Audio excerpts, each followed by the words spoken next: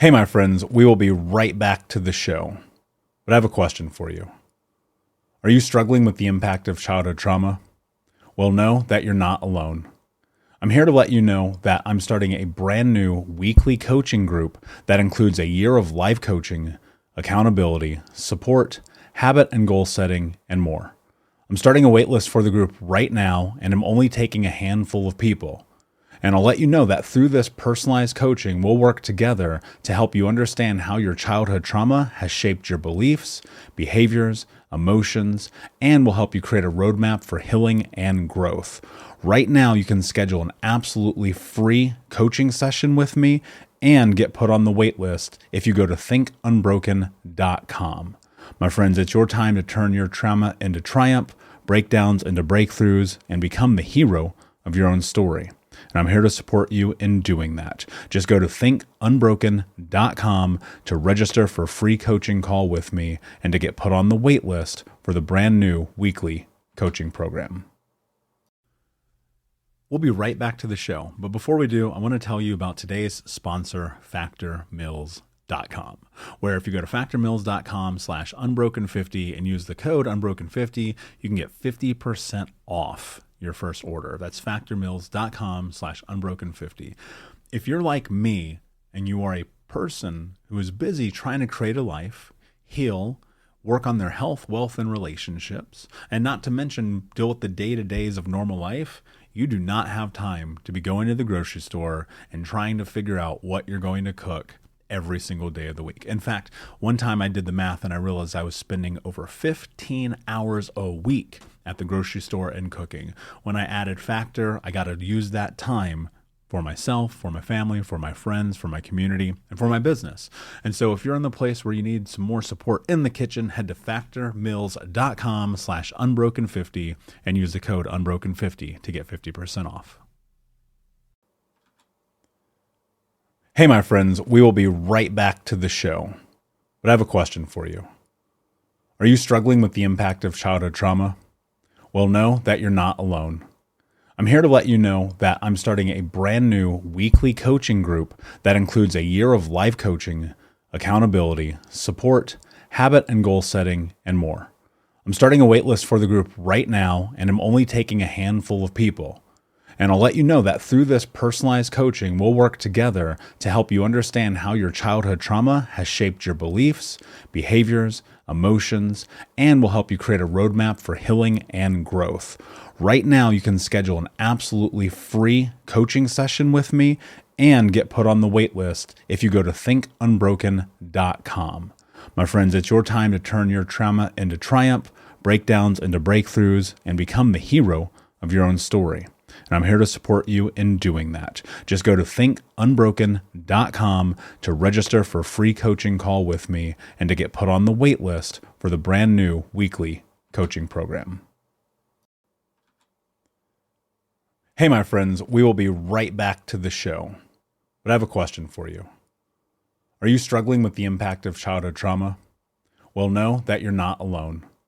I'm here to let you know that I'm starting a brand new weekly coaching group that includes a year of life coaching, accountability, support, habit and goal setting, and more. I'm starting a waitlist for the group right now, and I'm only taking a handful of people. And I'll let you know that through this personalized coaching, we'll work together to help you understand how your childhood trauma has shaped your beliefs, behaviors, emotions, and will help you create a roadmap for healing and growth. Right now, you can schedule an absolutely free coaching session with me and get put on the wait list if you go to thinkunbroken.com. My friends, it's your time to turn your trauma into triumph, breakdowns into breakthroughs, and become the hero of your own story. And I'm here to support you in doing that. Just go to thinkunbroken.com to register for a free coaching call with me and to get put on the wait list for the brand new weekly coaching program. Hey, what's up, Unbroken Nation? Hope that you're doing well wherever you are in the world today. Very excited to be back with you with another episode with Renee Bergmen, who is a functional health practitioner, gut expert, and Enneagram specialist. Renee, my friend, how are you? What is happening in your world today? I'm doing great. I'm enjoying beautiful sunshine. It's real hot where I'm at, so just enjoying that wonderful heat. I love it. Yeah. Sometimes I think to myself, if I could live somewhere where it's hot every single day, it'd make me very happy. And then I've done it and I'm like, actually, you know what? I kind of like wearing hoodies. So I totally get it. I agree. I go back and forth. So before we dive in and talk about all the amazing things that you do, and I will just say this up front. This feels like a very self-serving conversation we're about to have because I'm fascinated with what you do, and I definitely want to go in the depths of it. And that said, before we do so, tell everybody a little bit about your backstory, your journey, and how you got to where you are today. Yeah. I think oftentimes people have a really long journey, and mine is no different than that. I really flash back to being in my early 20s. I'm in my 40s. I was in my early 20s. I was mentoring a college student at the time. And she told me that she had been sexually abused. She had never told anyone it. I was her safe space. She was really afraid to go to counseling. And she asked me if I would walk through just the process of what that looked like to journey through that pain and explore it. So I went to a counselor and said, "Can you help me love this young girl?" And I began reading The Wounded Heart by Dan Allender with her. And flash forward, I get to about halfway through the book, and I find myself in the back seat of my car in a fetal position, sobbing uncontrollably. And upon reading the book, I had repressed memories that all came out, that I had been abused as a kid and that I had totally pushed down. I'd been married for 5 years at this point, had never identified as someone who had been abused, had never remembered any part of the story. And so I was sitting outside of my husband's office, calling him in the backseat of the car, and he was like, "What is happening?" And that really was the beginning of this process of getting me to the point that I am here today. I went down a really long journey of unbelievably hard healing, lots of counseling. It unearthed really hard things in my marriage. It revealed so much insecurity that I had deep down inside that I used my personality to hide. And it just revealed so much trauma in my body. So then I hit like my mid 30s, and I was being diagnosed. I woke up one day, my face was super swollen, and I had done a lot of work, a lot of physical work. I'd been down those roads. In my 30s, I lost a child, and it was one of the most devastating things in my life. And so my body just took on more trauma. And about 5 years after that, I woke up one day and my face was the size of like a just cantaloupe. It was huge, and my body was shutting down, and I was being diagnosed with beginning stages of lymphoma. And I just bounced from doctor to doctor. There was a lot of confusion. Lymphoma is a really confusing cancer. It's an autoimmune disease, but it's also a cancer. When you're in early stages, they don't treat you. Um, and as I bounced from place to place, I finally landed in a functional medicine facility out here in Arizona. And one of the things that was really, so there was lots of testing that was done. That's a lot of what I do, a lot of the testing that I went back to school for. But one of the things that was really clear was that I had massive trauma in my life, and my body held on to it. I know you and I talked a little bit about the body keeps the score, and just Vessel's work and how amazing he is. And I see that time and time again. And that was my own story of just this deep seated trauma that I had experienced from childhood and then losing a child. Just so many different pieces that had happened. And my body finally caught up and said, "I quit." And it spiraled, and so I went through treatment, and upon that treatment, found all these crazy infections that I had going on in my body. I did even deeper diving of counseling. I did EMDR. I started really dealing with all the pieces of loss and abuse and trauma and all of those things, dealt with gut issues, dealt with the hormone stuff.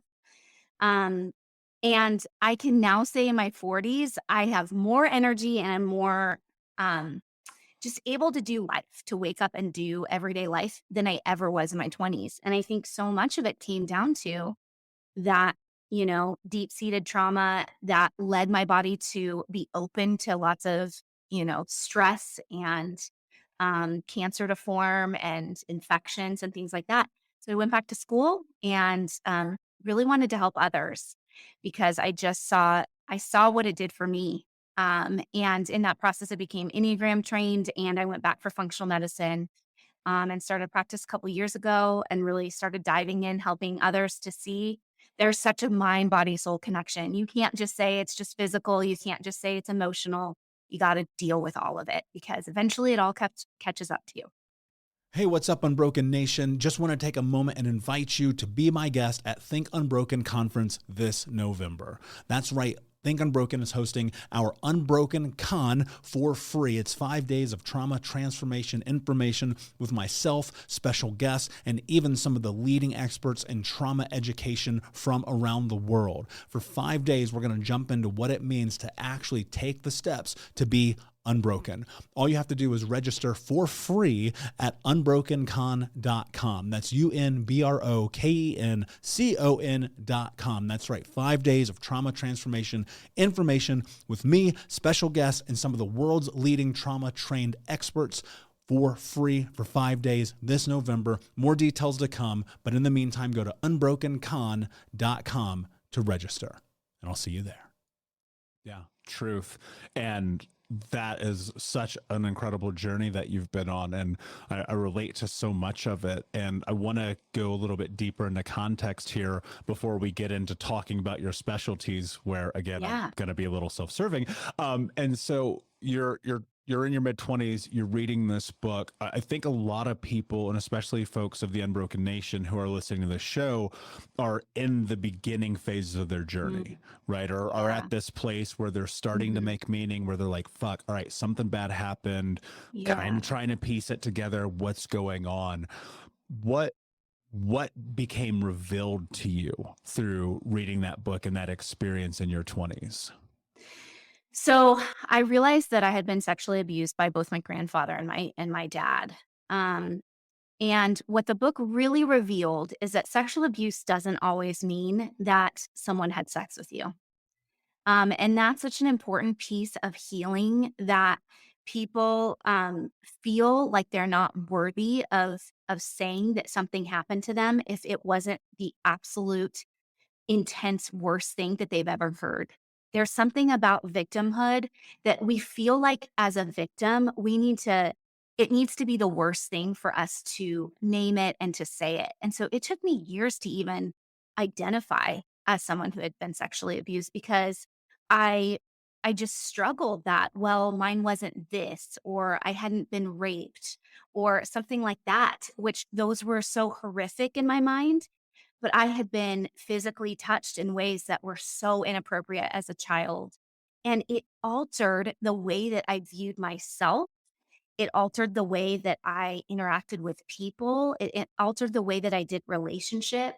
I was so stunted in my sexuality because of it. And I never understood why. And so I think for people that are out there, first of all, I can't encourage you to read that book enough. I would say that anybody should read it because everybody knows someone that has had one of these experiences. When you read the book, you start to realize how much people can take power away from you. And when that power is removed from you, it alters who you are. It alters your personality. It alters your DNA. It alters the way that you function within the world, which means that then it alters the way that the world impacts you, right?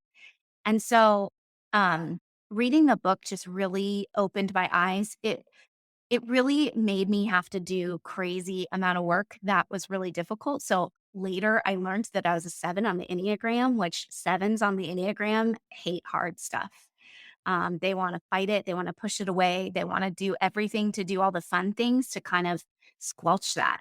And that's who I became as an adult. I was always that really fun, loving, like life of the party. Everybody wanted me there person. And a lot of that was because I was hiding what was there. And so I would just say to people that when you're first on the journey, be gentle to yourself. Be gentle, and it's okay to claim that someone has hurt you and not to compare it to someone else's journey, because your journey is your own and everybody needs healing from the journeys they've been on. Everybody's experienced some level of trauma and they need healing. There's just varying degrees. And when we start to compare, it makes us feel like we're not worthy of the healing. It makes us run away from the healing. It makes us feel like we shouldn't go to counseling. We shouldn't seek out EMDR. We shouldn't seek out, support groups, all of those things. And once I finally gave in, I just, my whole world changed when I finally was like, you know what, I'm going to own this and I'm going to go full force. And I'm going to tell anyone. I'm going to keep, being open and being willing to talk about it. Of course, after I did some of my own personal healing, not, you don't want to just like use that as a way of healing to just say it all the time. I did my own work with a counselor. I had a support group that I was in, things like that. But eventually to be able to name that as part of my story just brought a lot of freedom, brought so much freedom. Yeah, I totally resonate with that word. And, one of the things I think is really important for people to sit in is that some of these experiences, especially around sexual abuse, are covert. It's not necessarily right there in your face. It took Mhm. me, I don't know if you've ever read a book called The Truth by Neil Strauss, but I was reading his Mhm. book and coming to this realization that I had this like incestuous relationship with my mother because of her Mm. actions when I was a Mhm. child. And reading that, this is why I love reading books, because you'll have a holy shit moment and you'll go, oh, right. And Oh, and that yeah. can be a really powerful thing, because I was trying to understand how to get, deeper into understanding who I am, my spirituality, my sexuality, my self as a Mhm. human being, and realizing like Mhm. one of the biggest roadblocks to intimacy in my life, and I don't just mean sex, I just mean intimacy with women, Mhm. was because I grew up in a covertly incestuous relationship with my mother. Right. And that's like a crazy fucking thing to wrap your head around, especially if that's the first time. And so when you're in this and you're coming to this realization, you're in the backseat of this car having probably one of the worst moments of your life. I'll put words in your mouth. Mhm. Yeah. What was the first thing that you were thinking? The first thing I was thinking was, how am I going to tell my husband? Hmm. And I think because, he was the person that I was most intimate with, that I felt like I had shared everything with. We had been married for 5 years at this point, dated through college sweethearts. And there was this like piece of me that, this huge, huge piece of me that he had no idea had ever happened and that was there. And was he going to reject me? Was he going to think I was gross after I told him about this? Especially having two of the like most key figures in your life, realizing that both of them had been inappropriate with you, and not just inappropriate, abused you and done it multiple times and repeatedly, and that you'd completely, like, was I a psychopath? Was he going to view me as a psychopath, that I didn't remember this? Was he going to think I lied? Were other people going to think I was lying? What was my family going to say? All those feelings just rushing of like, is this actually happening? Am I in a movie right now? That's how it felt. It felt like, am I creating this? But physically, there was no way to push it away. It was like, it was so visceral.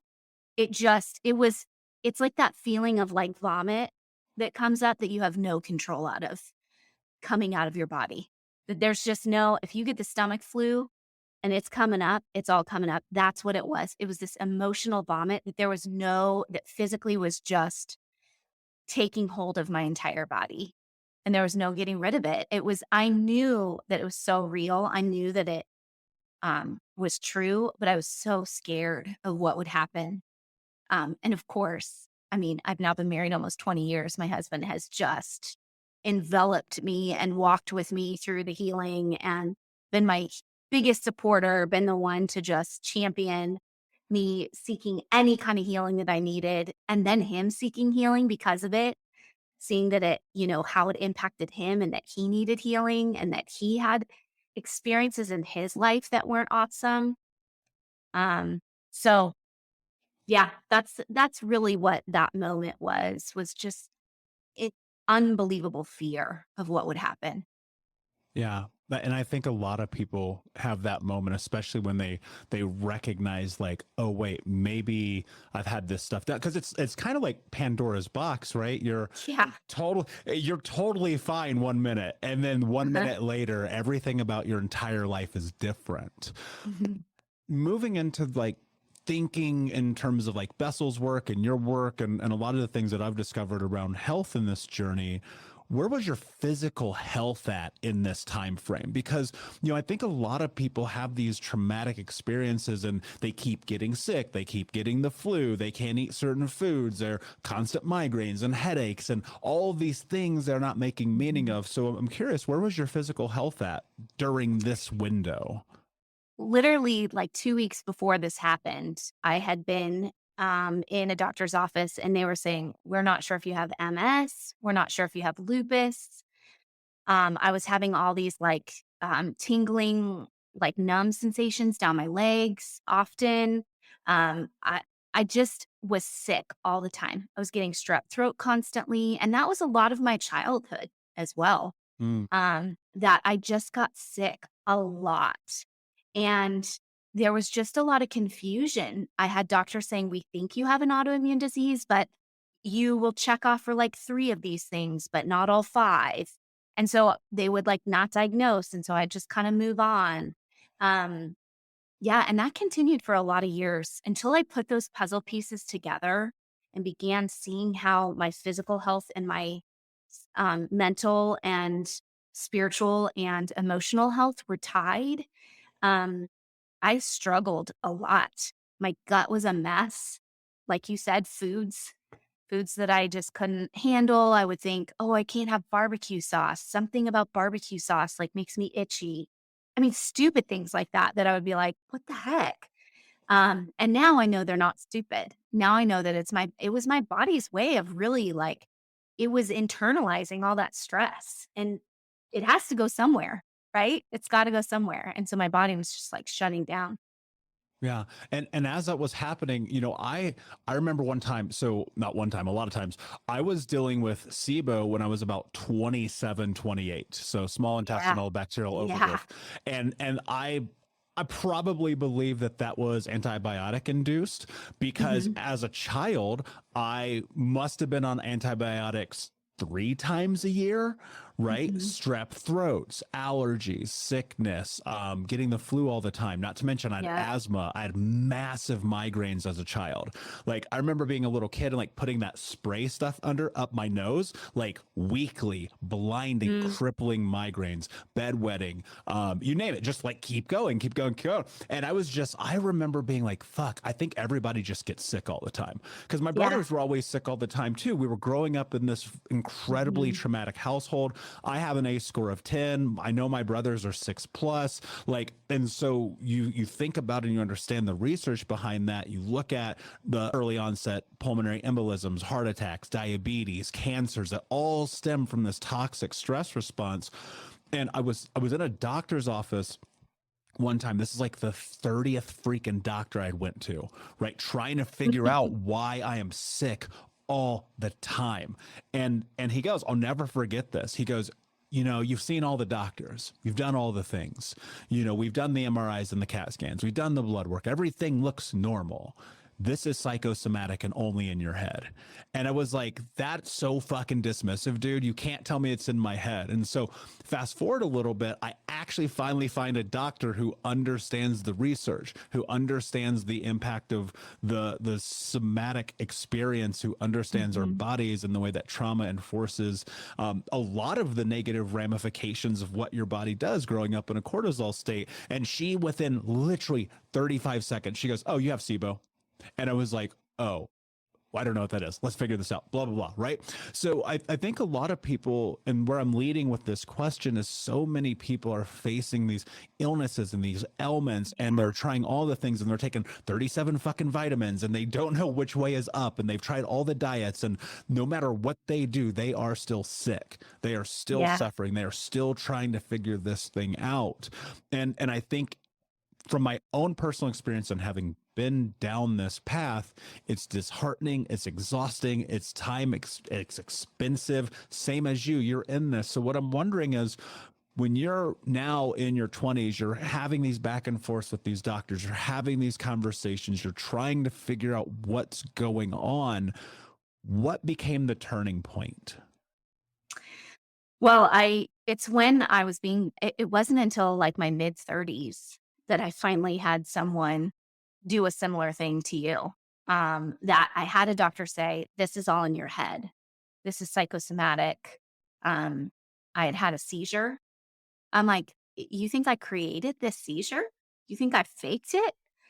And I finally, in my mid 30s, when I was being told I had lymphoma, I went to a functional medicine clinic, and the doctor sitting across from me, number one, said, "I believe that you have an infection in your teeth," which no one had ever like talked about my teeth. I had had missing teeth as a child. It was like a hereditary thing. My dad didn't have a bunch of his permanent teeth. And so I had all these implants in my mouth. He said, "I think you have an infection in your teeth. And I think you have so much deep rooted trauma that your body doesn't know which way is up. And so all of your systems are failing. This is not just in your head. It is in the sense that your brain is overloaded with the amount of trauma that you've had."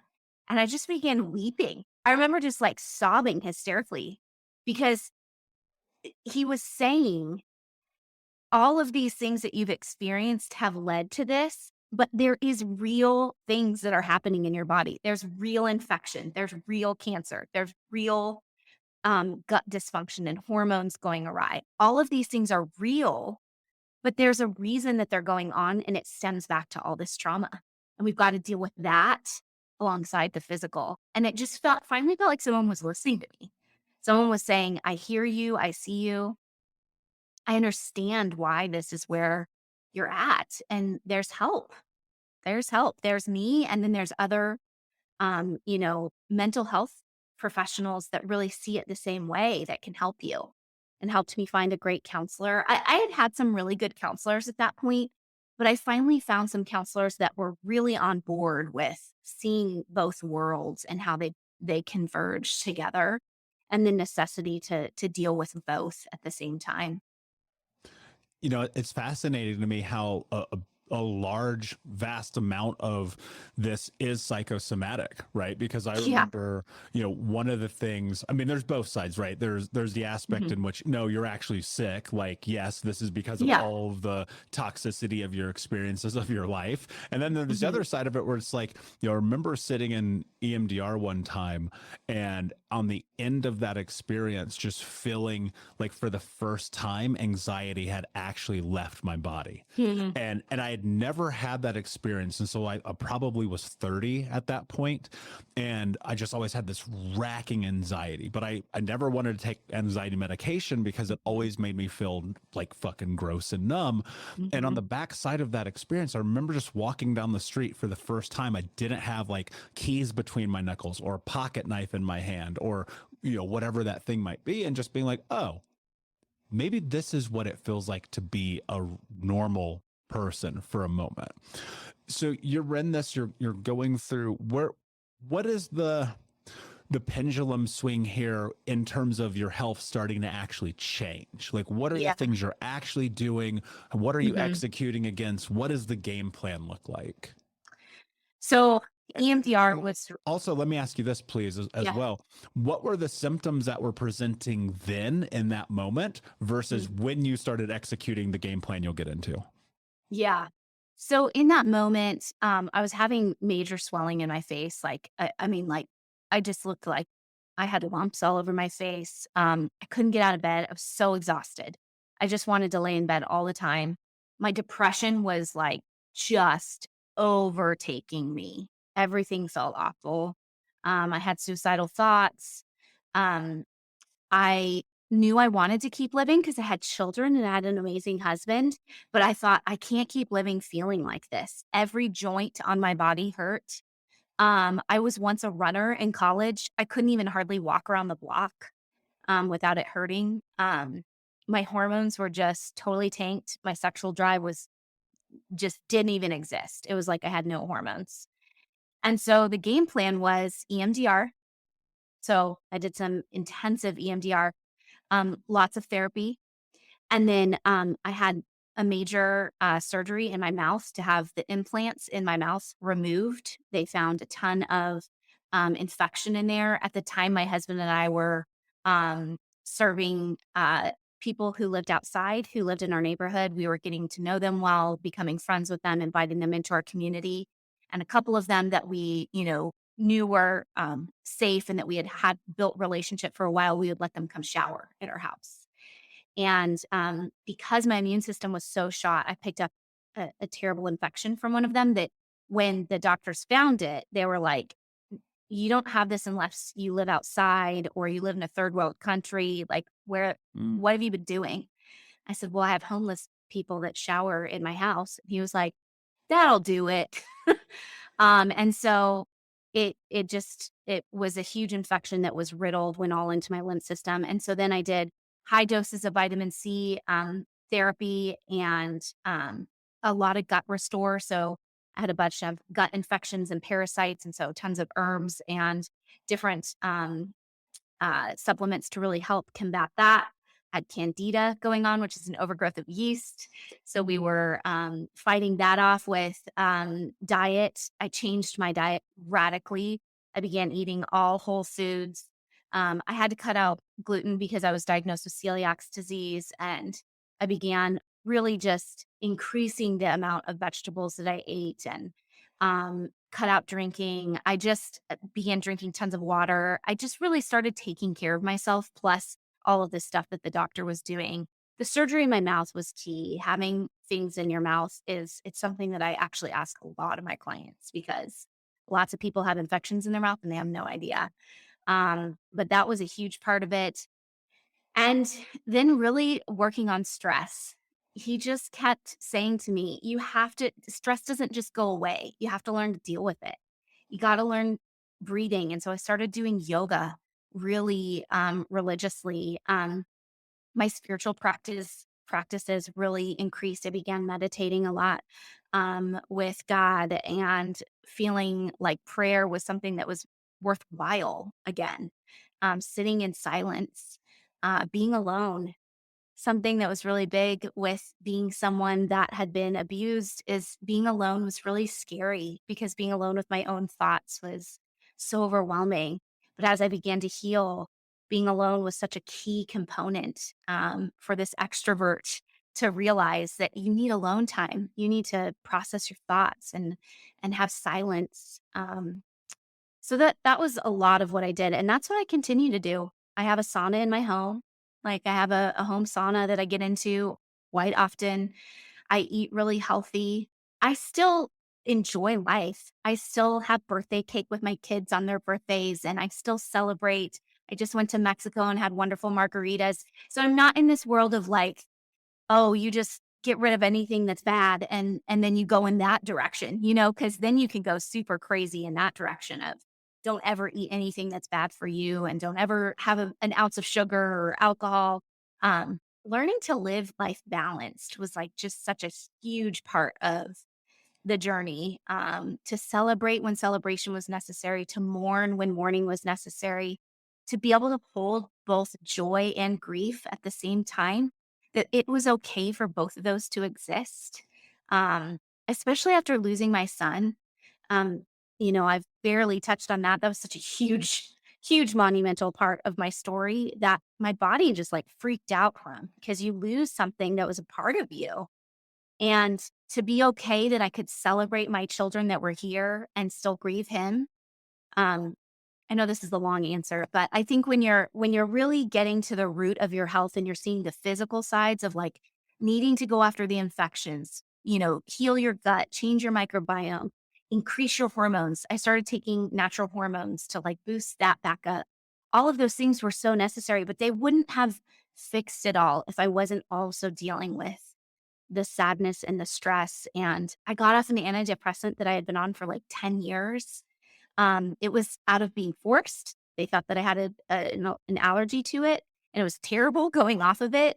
But now I've gone 7 years without antidepressants, and it doesn't mean I don't have sad days, but I've learned how to really use, food as medicine and supplementation and meditation. And I'm not anti-medication, please hear me, especially when we've walked through some of the hard stuff that all of us have walked through. Hey, Unbroken Nation, we'll be right back to the show. but I wanted to let you know that you can grab a copy of my first book, Think Unbroken: Understanding and Overcoming Childhood Trauma, for free. If you go to book.thinkunbroken.com, you can download the PDF ebook version of the book and get everything that I know about the baseline of healing trauma for free, downloaded to your email right now. Just go to book.thinkunbroken.com to download your copy of Think Unbroken: Understanding and Overcoming Childhood Trauma for a PDF for your phone. Again, that is book.thinkunbroken.com. There is absolutely a time and a place for it, but I was being forced to go off of it. So I had to figure something out. I had to figure out how to survive without it because I was being told I couldn't take it. And so I'm really grateful that I've been able to stay off of it. But if at any point I felt like it was necessary, I would absolutely seek someone out to find that help. So I always want to make that really clear because sometimes in the natural world, there's kind of this like battle between traditional medicine and natural medicine. And I think there can be a real hugging of those two worlds. And sometimes there's a necessity for both. So, Yeah. And I love that you used the word necessity because that's the same thing I was thinking. Right. But there's also a point where like, I also believe I'm like, yo, you've been taking this for 6 years, 8 years, 12 years. I don't think it's working. Right. yeah. And there's so much where that's not a part of the nomenclature of the conversation around it. It's like, Yeah. get on this pill, take it for the rest of your life, and maybe your life will get better, but your symptoms will probably get worse. Right. Yeah. And so we won't go that direction because I know we could go all down that. yeah, that'll be a 2-hour conversation. But you know, I love so many of the things that you said, and there are a lot of the things that I've done in my life too. And there's a really interesting thought process that I have around not being dogmatic about it, because there were periods of times early on, especially 29, 30, 31 years old, where I was like, so no alcohol, no processed food, no sugar ever, worked out 7 times a week, blah, blah, blah, blah, blah. And I still do a lot of that stuff, but now it's in moderation because I realized it had just become so much of my identity because I was willing to do anything it took to feel healthy. One of the things that I know, that I'm sure that you know as well, that I want to enlighten listeners on, is how important gut health is in this conversation. And so, I mean, between having gut dysbiosis happening, all the processed food in the world, knowing that so many of the medications we take, both over the counter and pharmaceutical, are damaging our gut health, from the way that we sleep to the things we consume, the whole thing top to bottom. I'd love if you would just explain the importance of gut health when it comes to the correlation of trauma. Yeah. You know, I actually just was teaching on this yesterday about the gut brain axis, because our gut and our brain talk so much. Our gut and our brain are the two biggest portions of our body that communicate to the rest of the body what it's supposed to do. And so the gut, when we have what I would call a leaky gut, which many people know what that is. A leaky gut is where the lining of your mucosal lining of the stomach is incapable of receiving nutrients properly. And so a lot of times it's what causes food sensitivities, because too big of particles are lining, instead of looking nice and tight, it's supposed to look like this, like little fingers all along. It looks all mangled and it looks inflamed. Then food goes through when it's not supposed to. And um, you might have an overgrowth. When that happens, all of a sudden things overgrow that are supposed to be there. So we're supposed to have bacterias and different things in there that really support the gut. But when they overgrow, then they are susceptible to letting in parasite activity or worms, which most of my clients are so grossed out when they hear that a lot of people have worms. It's really common. You can get lots of different things just from traveling in your area or going to restaurants. It doesn't mean you traveled internationally. When that happens, the gut causes all these problems with digestion. Well, digestion is the key way that our body processes what we need to be able to function throughout the day, right? We eat all day long, and eating is so key for our survival. And if the gut is in dysfunction and dysbiosis is happening, then our digestion is super off. So then our pooping is off. And pooping is one of the number one ways that we get rid of toxins and that we clear the body of what it doesn't need. And so if that's not happening, then we are just an absolute mess. So many people come to me with that. And so we have to deal with that. Well, then we talk about all the things that are created in the gut that go to the brain: serotonin, dopamine, GABA, glutamate. All of those are neurotransmitters, which is just a fancy word for these chemicals that help our mood. All of those things have to do with how we feel happy or calm or less anxious. And they are created in the gut and supposed to go up to the brain, be communicated to the brain through the vagal nerve, through the central nervous system, through the enteric nervous system. These are all big words for like just pathways of those things going up to our brain. If that doesn't happen, that's where depression comes in. So many people that have depression, they have massive gut dysfunction. I shouldn't say so many people, anyone that has depression has major gut dysfunction, because your gut is responsible for making all of those happy hormones and neurotransmitters. And so if those things are off, we feel terrible. And then you add in, there's this thing called the vagal nerve. And the vagal nerve is something that runs from the base of our neck all the way down our body, touches every organ in our body. It's responsible for pulling us out of fight or flight and putting us into rest and digest, which our body needs to be into to be able to process all the nutrients that we need. But many of us exist in this fight or flight state all the time, especially if we've had trauma. And so that vagal nerve is a huge transit system for gut things in the gut that need to go up to the brain. Guess what? If you're in fight or flight, it tells your body, not right now. We're not going to do that. We don't need to transit that. Well, that's a problem, because then you're doing it all day, every day, if you're staying in that fight or flight. So vagal nerve work is a huge component of the work that I do. I know that, Michael, you've done a lot of that, of really calming down that vagal nervous system. There's lots of really simple ways to do it, of like gargling, of singing is actually one, which is like really amazing, because I think there's something to, if you've, explored any kind of spirituality, singing together is such an emotional thing for people, and something that feels so calming to people. It's because it's stimulating their vagal nerve. And then you can also do different exercises of breathing and deep breath work and yoga work that really encourage all of that. So you have to deal with the gut. You have to. You've got to deal with the gut so that you can deal with the brain, so that your whole body can begin to function appropriately. Yeah, I love that because, especially if you feel sick, if you feel off, you can't do anything. Life No. feels insurmountable. It feels like you're Yeah. stuck. You're constantly in that. And, I think one of the most difficult aspects of like gut health is like reminding yourself that the 8 seconds of mouth pleasure is not worth the 8 hours of pain. Yes. Oh my gosh. That's such a good statement. Yeah. Yeah, and I think there's so many competing um things being thrown at us in our world about food and about how we look and all of those things. And so it's a really delicate balance. It's something that food is something that was designed to fuel our bodies. And so if we view food as fuel, that's like a way that we have control over what we do throughout our day. And oftentimes we can feel so out of control. So especially if we've had trauma and our body is not feeling good. When you don't feel good, the last thing you want is to eat a bunch of roasted carrots. You're like, I want, junk. I want to eat a pizza and drink a Diet Coke or a beer. That's what I want. And I'm not saying that those things are always bad.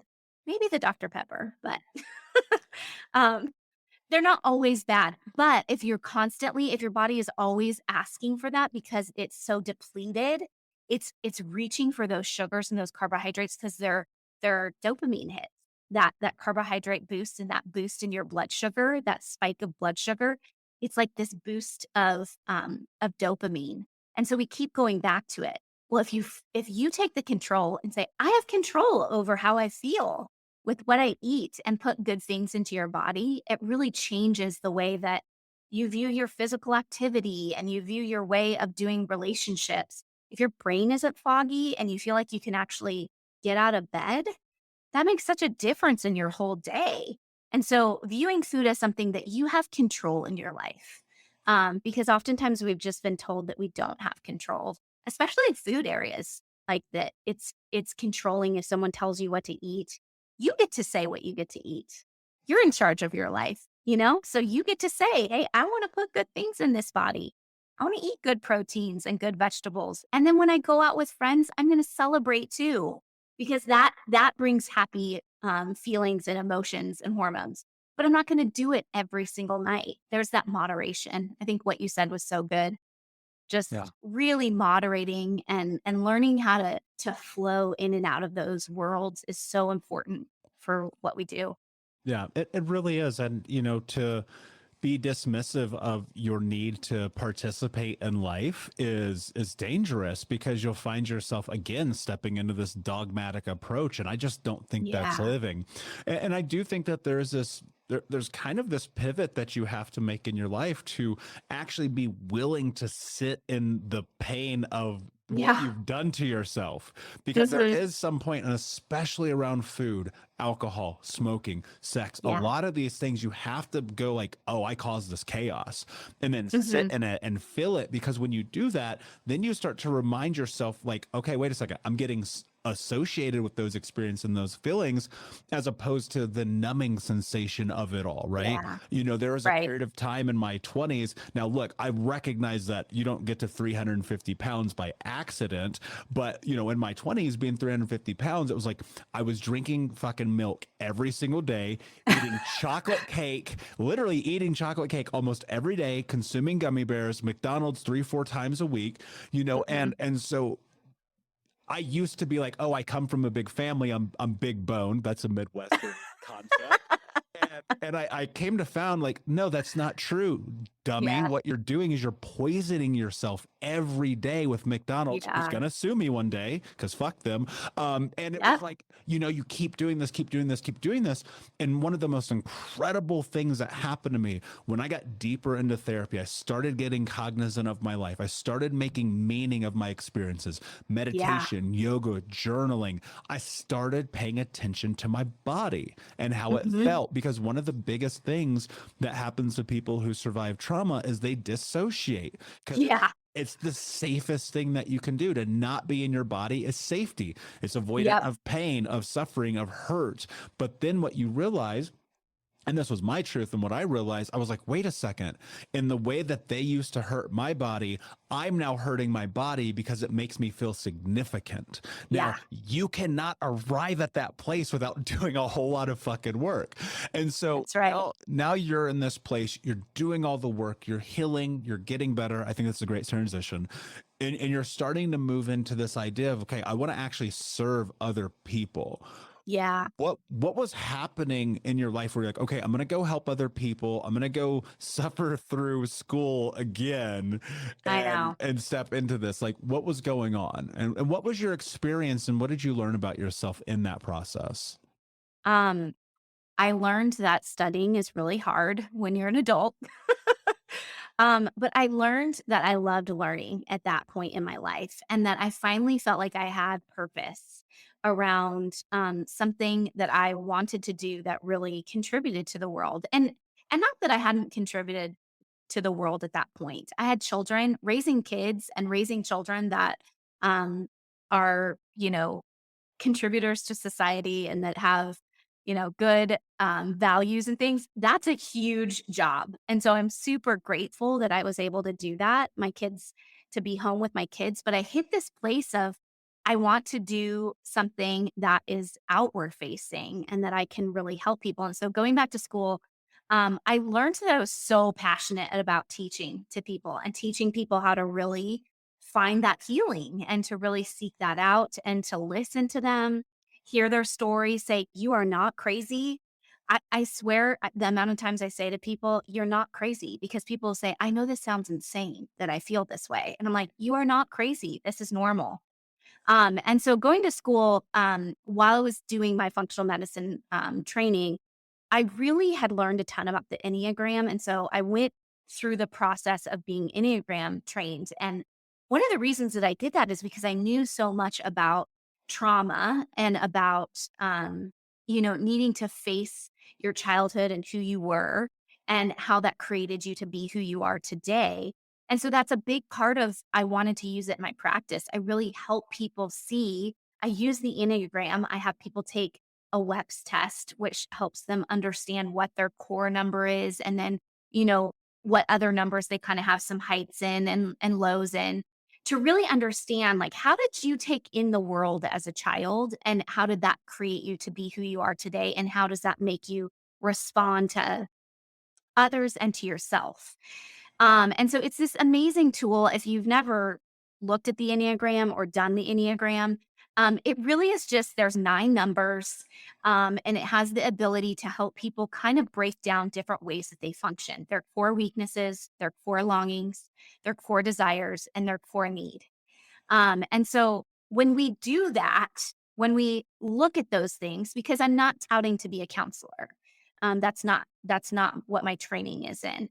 But when we look at the Enneagram, it helps them to kind of get this picture of where they came from and understand childhood messages, that how they interpreted their childhood. Because you could all grow up in one household and one person says, I didn't experience that, right? Isn't that such a weird part of childhood?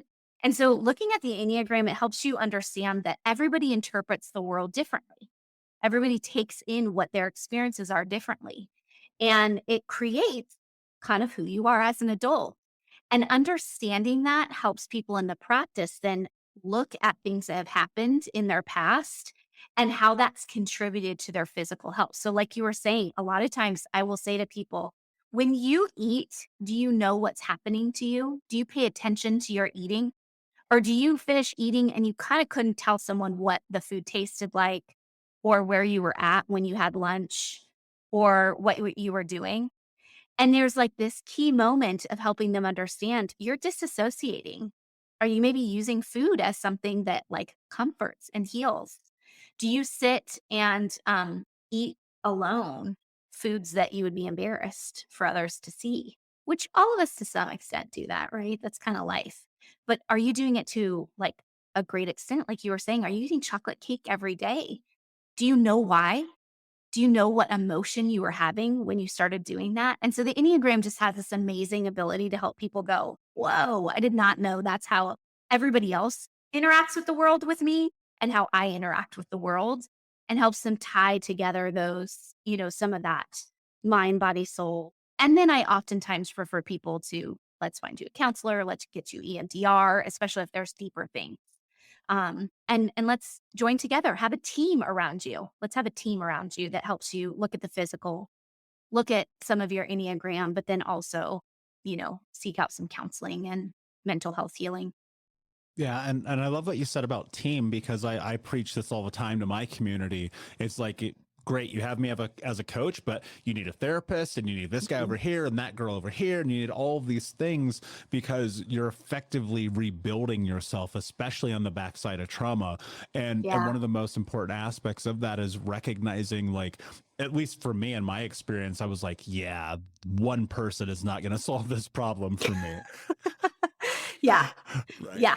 Uh-huh. So one of the things I'm curious about from a functional standpoint, actually, let's do two things, please. And I may have kind of glossed over this. Sometimes I have to remind myself that it's important to really break down things in ways that people can understand.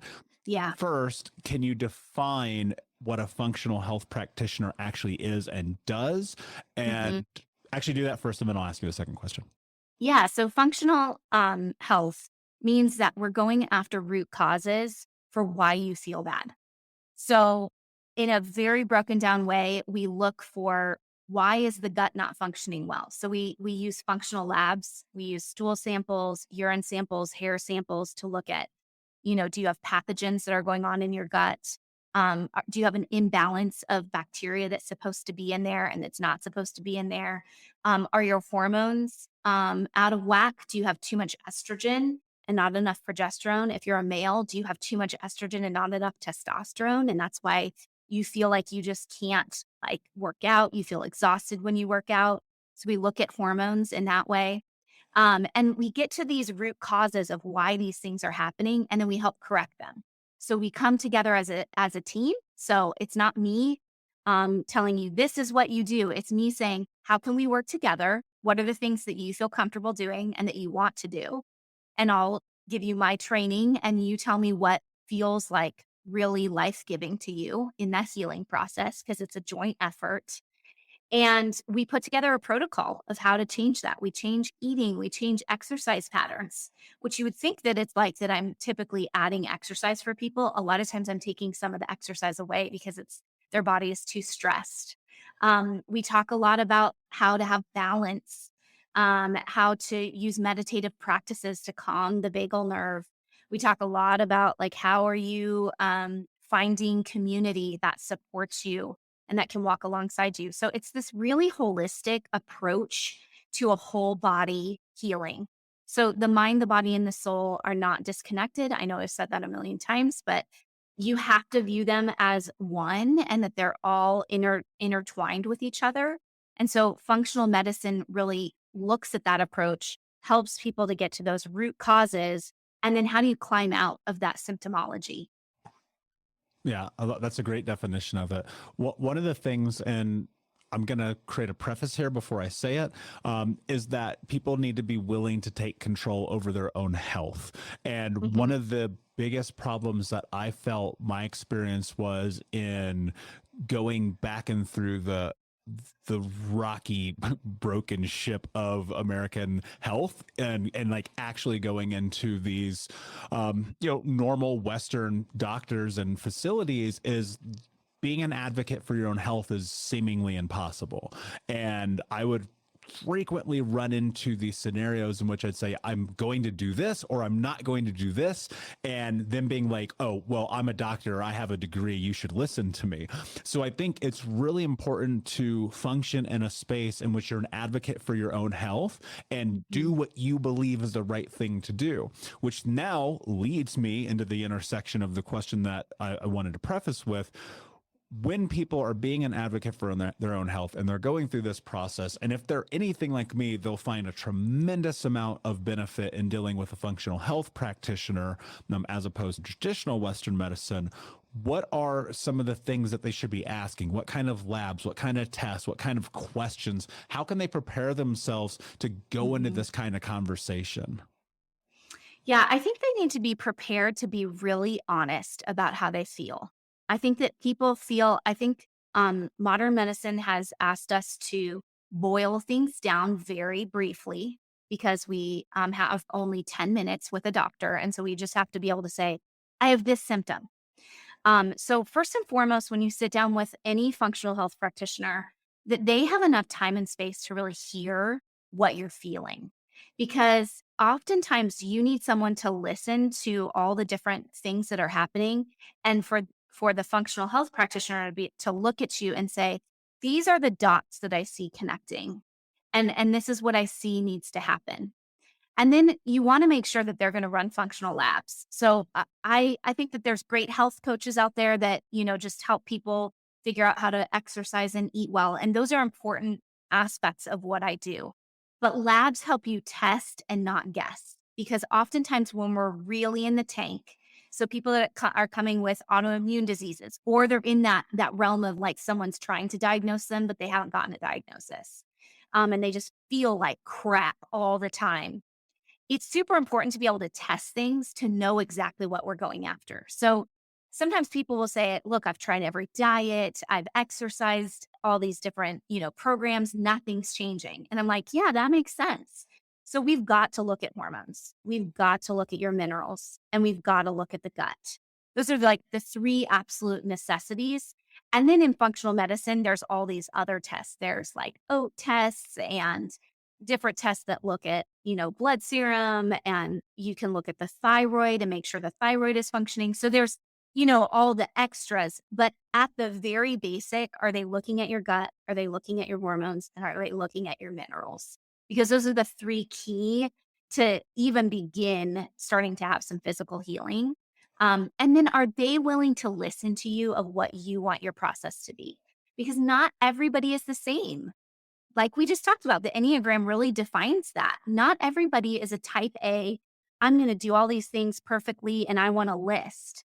Not everyone wants to just like run super hard. Some people need like more coaching than others do. Some people want to just have a hands off approach and be given, the roadmap. You need someone that's willing to listen to what you actually need as the person coming to them, as the person that's sick, so that you feel like you're in control. I think that that's an important aspect of it, that you feel like you have control.